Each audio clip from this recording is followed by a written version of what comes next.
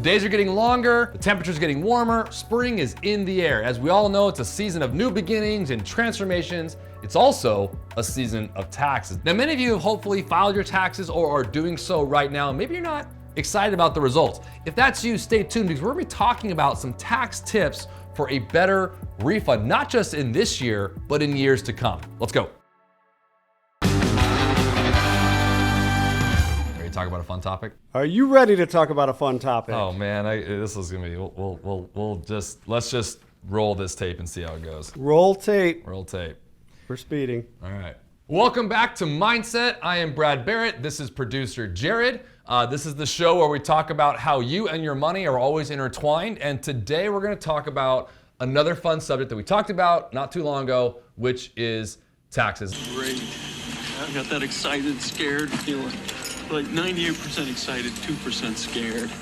Maybe it's more. It could be 98% scared, 2% excited, but that's what makes it so intense. Look, whether we like it or not, spring is in the air. Whether you're watching this here, we're in late March. We're in tax season. There's a couple of things I want to say to start this show. One is, first and foremost, we are not CPAs. I'm a financial advisor by trade. Been doing this for nearly 20 years. I always recommend that anything I say is making sure you follow up and speak with your CPA or your tax accountant about these items as it relates to you and your specific situations. But at that being said, we're gonna hit a couple things today that are gonna be just on the nose, kind of poignant for you all. Essentially some last minute tax tips. We're literally talking about this end of March. So this is gonna hit a couple of you that maybe haven't filed yet. I paid my taxes over a year ago. That was last year's taxes. You have to pay again this year. Don't! Or maybe are on extension. For those of you who have filed, this is just good for you also to know for 2025 and beyond, which we're also gonna talk about as well. Because I wanna say something loud and clear. End of the day, tax planning should be proactive, not reactive. So I know we're sitting here watching about some last minute tax tips, because we always get to that point, but it's also a great time to make sure that we look forward into 2025, because whether we like it or not, we're sitting here end of March, which is 3 months into the year. Have you filed yet? I have not. I haven't either. We're always late filers, I think, because I'm pretty lazy on getting on my paperwork, and we just kind of tend to file late. I tend to be the same. I also will say this, so we're at the mercy of our custodians, our employers, of sending us our information. Yeah, and for me, like I was a freelancer last year, so I have a lot more paperwork and W-2s. So Right. A lot of these companies are now putting them up on their own website, so you have to go track them all down. They're just like, oh, it's ready, and then you have logins. It's a hassle. It totally is. To start this episode, I wanted to make sure we at least say something very, very elementary. Now, if you've watched me long enough, you know that I'll say some basic things that I know sound basic and rudimentary, but they're really, really important. So the first thing before we get into these like last minute tax tips is make sure you double check and that everything was reported, okay? Before you actually file, even if you met with your CPA and you got everything together, double check. Because look, the last thing you want is an IRS mailing and notice 6 months later saying, hey, you missed something. Knock, knock. So you got my money? Like, it's not a good feeling. So it's worth the minute or two to just think. I know I've done this before, where I'm like, you know what? I never got that 1099 from that one account that happened to be at a separate bank for whatever reason. And it just took me a second to pause and think about it. So again, I know it's pretty simple, but go back through, make sure you double check you have everything. Yeah, I mean, there's been some years where I'm like, oh, I have my student loan interest document or whatever it's called that I've forgotten to get. And it's these little things you're like, oh no, I missed that. Or oh, I have an account here. Yep, it's just a good reminder. All right, with that said, I wanna lead into the first tax tip that I could think of. If you're sitting here late March, about to file April 15th, retirement plans are a great place to look at, particularly IRAs. The IRS allows taxpayers to make a deductible, that's the key word here, a deductible contribution for prior year up to tax filing. It's one of the things I talk with our CPAs all about when it comes to clients. You know, it's saying, hey, you might owe, or maybe you're receiving a little bit less than you thought, and you have some extra cash flow from your business or extra cash set aside. You can put into your IRA and get a deduction still for the prior year. So you're saying I can still contribute March Yes. of 2025, but that would count toward 2024 taxes. Bingo. So here's how it goes. The maximum contribution to an IRA in 2024 is $7,000 for individuals under age 50. And if you're over age 50, it's $8,000, so you get an extra $1,000. This is an increase from $6,500 and $7,500 respectively in 2023. Now, I have used this often for clients who are looking for that last minute deduction to kind of either increase their refund or try to move it from what you owe to a refund. I will say this, in kind of researching some of this, these kind of deductions and changes are happening. It feels like every single year they're a little different. Oh yeah. So it's a good tip to just be like, well, in my head it's been this for years, but just double check because you might be missing out on 500, 1,000 here and there. Completely. And let me give you a further example to that. If you use the 7,000, if you're under age 50, if you use 7,000 as an example and you use that 30%, that's a $2,100 tax savings relative to that contribution. So yes, you're putting in a cash flow. I always get this question, like, well, Brad, I'm putting in $7,000 and I'm only getting $2,100 back in tax savings. I'm like, yes, but you're moving it to your pocket for later. So you got to understand there's some delayed gratification in some of this too. However, it also potentially reduces your tax bill. And I don't know about you, I would rather it go to my right pocket for long term than Uncle Sam. Just pile up my money. That's me, may not be you, but there you go. So that's probably like the number one thing from a last minute tax tip perspective that I think is really important. Take a look at an IRA for deduction because you can fund it deductibly up till tax filing for the prior year. That's number one. Retroactive contributions. Okay. Second one I want to bring up, and this is kind of more of a loose one, but this almost goes to the first point I made about just double checking, but your deductions. Okay, I need some deductions. Deductions. Oh, business gifts. Here you go. Keep using nuclear power. Homer, I painted that for you. So the biggest thing I talk about is you have to understand the standard deduction we all get, as well as what we call itemized deductions. Now, many of you watching this will probably know those things. If you don't, I want to read this loud and clear if you don't understand this. And if you do, forgive me for 30 seconds, just bear with me. The standard deduction right now for married couples filing jointly, again, this is for 2024. We're talking about 2024 still. It rose to $29,200, which is about a $1,500 increase from the prior year, 23. For single taxpayers and married individuals that are filing separately, the standard deduction rises to $14,600 for 2024, which is an increase of $750 from 23. Now, most taxpayers take the standard deduction because, let's be frank, it's a lot less work. Yeah. Right? And just to be clear, that doesn't take any consideration of your mortgage interest, anything else you can write off, right? When I went from the standard deduction years back, spoke to my accountant and be like, hey, let's go through my deductions and see. It was a massive difference for me. Yeah. I mean, I was a freelancer, so I was writing off, there was a lot. Yeah. And working in entertainment, Netflix, phone, movies, and a lot of stuff. So I was amazed at how much I was able to deduct based on my occupation.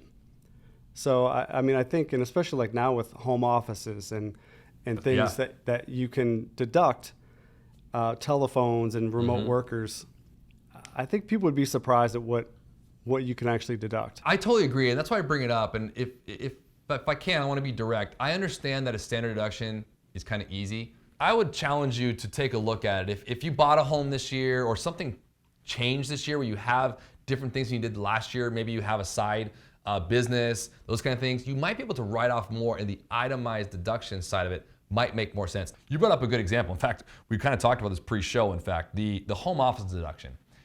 I probably get that question the most from my self-employed business owners or even work from home, which has been a huge thing the past couple years. Lots of people now. Lots of people. So again, talk to your CPA about this, but here's how I understand it. Here's how I've worked with CPAs and our clients on this subject matter. So taxpayers, you and I, who qualify for this, you have to qualify for it and talk to your CPA about that. There's really two methods to take here. There's the regular method, which basically says when you're using that, your deductions for home office are based on the percentage of the home devoted to a business. Said differently, if you have a 2,000 square foot home and a 500 square foot room, it's 25%. Do the math on that, right? But the simplified option actually has a rate of $5 a square foot for business uses of the home, right? The maximum size of this option though is 300 square feet. So the maximum deduction under this method is $1,500. So you want to look at that and think through it. I'm saying this, and I wrote this down as an example, simply because our system, the beauty of what it is, it's a marginal tax bracket and it has a ton of options. So as complicated as it does give all of us as taxpayers to think about it wisely. And the best way to do that is to work with counsel. So your advisor is a great person to go to. I know I work heavily with my clients about this. The only thing I don't do is actually file the taxes for them, but we speak very eloquently to taxes because tax planning is a huge part of retirement planning, financial planning, and investment planning. But I think the home office deduction, even though it is a lot smaller than what many people think, I mean, you're looking at one deduction. Yeah. What's that, 6-7% of that standard? So you're already hitting one thing right there. It should show you how quickly that can add up if you start getting into these type things. I mean, the one that always sticks out to me is that Schedule A mortgage interest. I think people don't realize, especially with rates, as they've changed and gone up, and if most people understand a 30-year fixed mortgage as an example, the first 10 to 12 years is mostly interest. All of that's deductible. So I think when you add up your interest payments on your mortgages, for example, you get close to, for many people, you can get close to the standard deduction, which makes itemizing potentially more sense. Yeah, I totally mean, adds up. To me, it's worth either way. Spending an hour with a CPA going, hey, let's walk through my life and see what I can deduct. Okay, so we've talked about retirement planning, particularly IRAs and the retroactive contributions you can make up to tax filing for 2024 in this year. We've also talked about deductions, standardized versus itemized. I want to move over to tax credits. This is kind of one of my favorite words. Do you actually know the difference between a credit and a deduction? I mean, I've heard a lot about tax credits. I hear it all the time. I don't really know the difference. Most people, they get it really confused. So to make it really simple, a tax deduction reduces the amount of income you're subject to tax on. So said differently, if you made $10,000 and you had a $1,000 deduction, you're taxed on $9,000. Simple math, right? A credit is actually will reduce your tax bill dollar for dollar. So as a simple example, if you owe it $1,000 and you have a tax credit for $1,000, it would theoretically wash the bill away. I like that. That's money coming straight back. Pay me my money. Well, I'm sure my people will be In cash. 100%, which is why I want to bring this up as my third point here on some last minute tax tips. There are, and I want to be very clear about this, there are a ton of credits out there. A couple that come to mind that I want to bring up is the Savers Credit. Now, the Savers Credit particularly is a non-refundable tax credit, and this is for mid to low income taxpayer who contribute to a retirement plan. So right there, depending on how those justifications of mid to low income, you got to talk to your CPA about that. And if you've contributed to a retirement plan, this might be a credit you can get. Might be very interesting to you. That's a good one because, I mean, I hope most people in the country are contributing something. You would think. And the median income right now would qualify for low to middle income. So like it's important to go through that. Savers credit's a big one. I didn't know about this, and I'm going to have to talk to my CPA, make sure I'm getting this. See, very good. And then the other one that comes to mind is this residential energy tax credit. I wrote this one down because this has kind of been around the past, well, really the past 20 years, but really the past 5 or 10 years has come up. I've seen this and I've talked to CPAs about it. These are getting big. I mean, I'm constantly hearing about solar and tax credits and, you know, energy type stuff like this. And I don't want this to be a rabbit hole where we go down a bunch of credits because like I said, there's a ton out there. Talk to your CPA. But the purchase of energy efficient home upgrades, think of like windows, doors, heat pumps, they could be worth, there's a note we wrote down here, it could be worth up to $3,200 through the Energy Efficient Home Improvement Tax Credit. We did some research on this. Again, we're not CPAs on this one. I have used this and I've seen clients use this for clients. So again, my point in bringing this up is there are some last minute things that you might not know of that you had that you can get. Credits are a huge part of that. That's a big chunk of money. It's a huge chunk.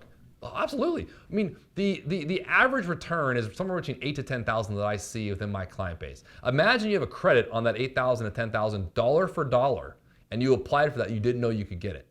Yeah. Mind you say, well, my CPA's got that. I'm like, did your CPA know that you put in energy efficient doors that year? They wouldn't unless you told them. So this is why I'm bringing this up. Like, you got to kind of talk with them and be communicative with them. And I bring that up very importantly because, look, I love all my CPA friends out there. I've worked with them for many years. They are not the most communicative, and they will admit that. The good ones will. You typically hear from them, correct me if I'm wrong, between January 1st and April 15th. After that, you're very rarely getting money, you know. So I'm usually the one bringing it up to do mid-year tax projections. CPAs hate me for that sometimes, but I'm like, look, I want my client to know after 6 months throughout the year, whatever they've done, what you told them to do a couple months ago, still plays. Yeah, and I'll say this, and thankfully I have an amazing accountant. Shout out Ebenhock Accounting. They're amazing. But I will say I've heard horror stories where people not getting massive tax credits and deductions and things like that. I mean, I just heard about a friend that was missing out on about like a 50,000 tax, it was a deduction, I think, on their business. Not all accountants are created equal. So doing personal research for some of this tax credits could benefit you, or just making sure you're getting what you're doing.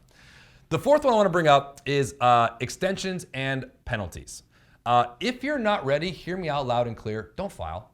That's not like, don't take that as gospel. Talk with your CPA about it too, make sure they make the decision for you, but that's my opinion. Like, if you're not ready, don't file. An extension is totally fine, okay? It allows you to maybe research more savings, but it also allows you to gather your stuff. So don't be afraid to extend, but make sure with your situation, talk with your CPA about it to make sure it makes sense for you.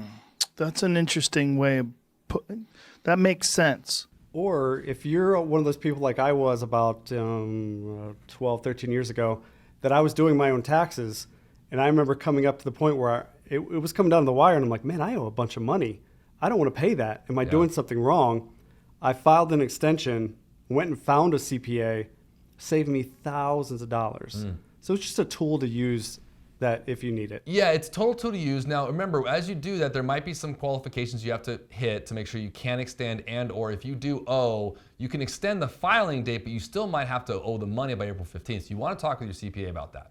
All right, there's some qualifications there. Now, keep in mind, friends, to Jared's point, I mean, there might be penalties for paying late. Okay.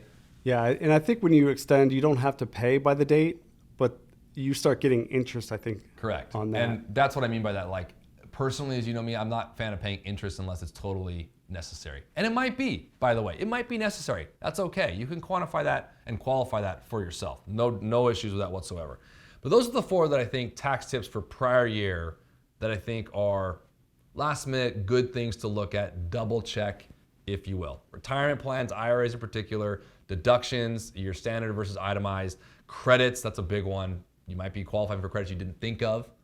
Take a research, talk to your CPA, and making sure you're ready to file and understanding extensions and potential penalties, and make sure, you know, if it works for you, it works for you, but just knowing how they work. I'm going to be using a couple of these great last minute tips. Good. See? Yeah. All right, so I'm touching somebody. We're here. helping people. We're helping people. Myself all right. mainly. Well, hey, if it's one person, it's all I care about. It's all worth it. So that transitions me to some final thoughts. Again, I think for anyone who clicked on this video, we're looking for last minute tax tips. Probably the best thing I should lead with here as final thoughts is you always need to be considering your taxes throughout the year as you invest, especially when it comes to your retirement planning, because your contributions, depending if it's, you know, traditional versus Roth, can be deductible. So there's a lot of things throughout the year that really add up. I can't tell you how many times in my career I've received a phone call from a referral from a client, let's say in January, February, because it's usually kind of the new year, new you, everyone's hot to trot on getting their stuff in order, and that's great, all right? Love it. But I'll tell you loud and clear, after December 31st, there's nothing a CPA or an advisor can do for most items within your tax planning environment. The best planning, in my opinion, I get this question a lot, is October through December. I bring that up often. So we will talk about this. We're gonna talk about this exact topic, so stay tuned for that on our show. But the reason why I say October through December is we focus on things as an investment manager, for example, with things called tax loss harvesting. We typically do that in the fall. That's where you take an after-tax account and you are harvesting losses and gains and making sure that you're managing the client's tax bill depending on how the account's done. There's other things, I won't touch on it too much, but there's wash sale rules and things like that when it comes to the holdings you have.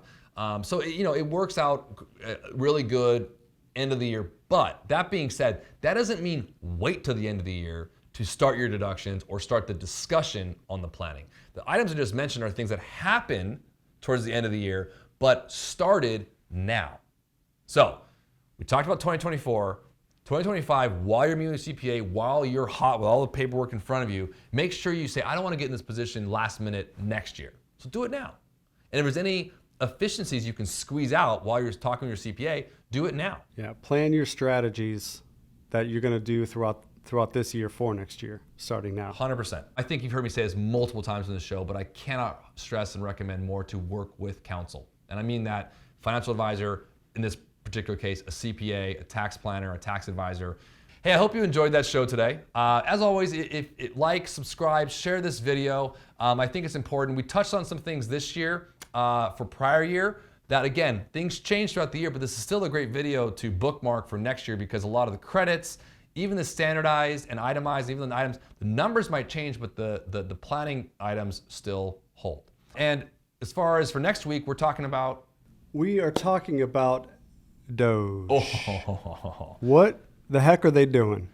And should I be doing it too? You know, and I will always say this, doesn't matter what aisle you stand on, it's important. Look, we're gonna tie this to spring cleaning, you know? And that's kind of, if you wanna look at what they're doing, whether we like it or not, we're gonna talk and dive deep into that one. So stay tuned for next week. And always remember, if you lead with love, life's gonna be okay. We'll see you next week.